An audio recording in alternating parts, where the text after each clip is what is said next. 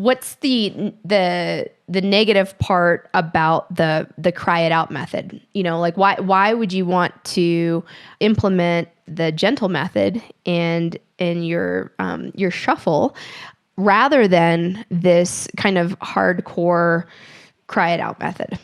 Yeah. Well, I think it's important. I think, first of all, parenting is the hardest job in the whole world.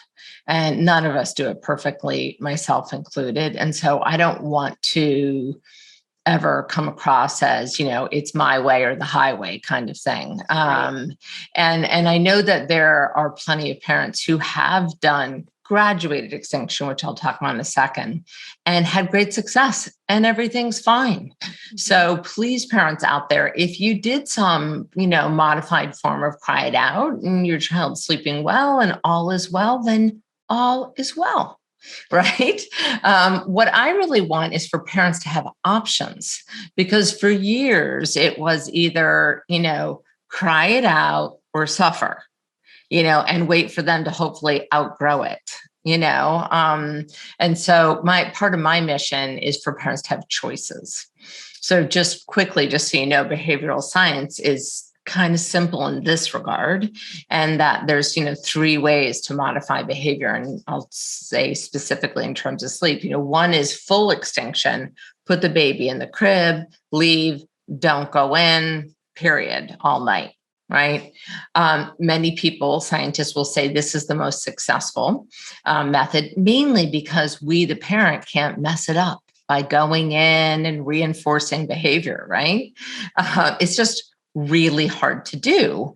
And some babies and children can cry for a very long time. We all hear about the babies who are like, 5 minutes, and then they slept through the night. Well, yay. We all wish we had one of those babies, but just in case you didn't, you might want to know that there's some other options, right?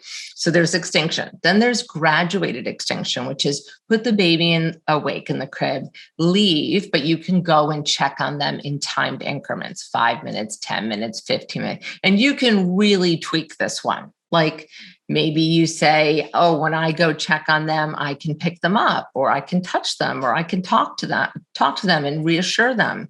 Other people will say, no, you don't do that, at all. So again, I'm always like, do what your gut and your intuition tells you, parents, right? And you can't hurt anything by going in, checking on them, reassuring them, even just, quick touch, pick them up if they're really upset, right? So the idea is that you're going in saying, I hear you, honey, but I'm not going to put you to sleep. So you're reassuring them, and then you're leaving again.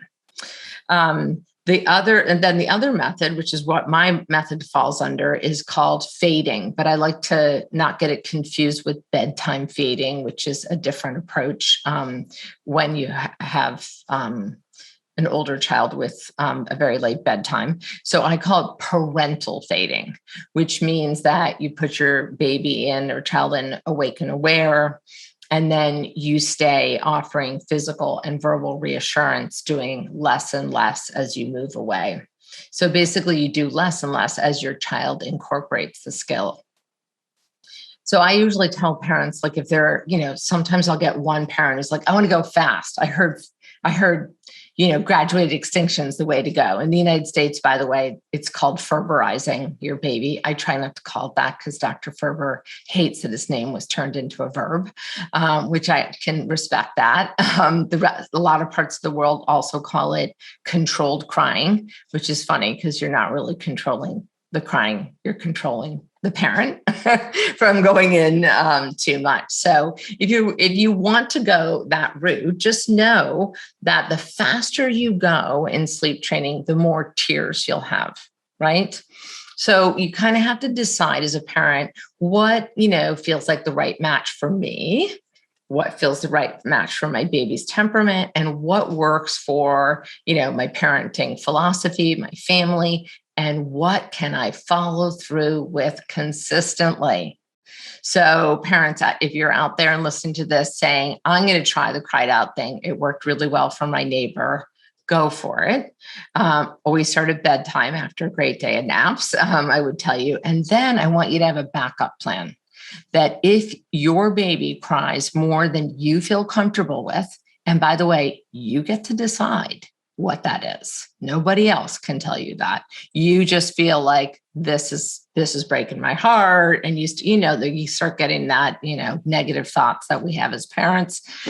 Then go in and do the shuffle. Do a more gentler approach. It's okay. You're not going to ruin anything. And I have you move out every 3 nights, so you don't have to worry about being stuck in the room. A lot of parents are afraid of that too. So again, I just want you to have options, no judgment about what you choose. The goal is for happy and healthy family well-being. And I want the whole family included.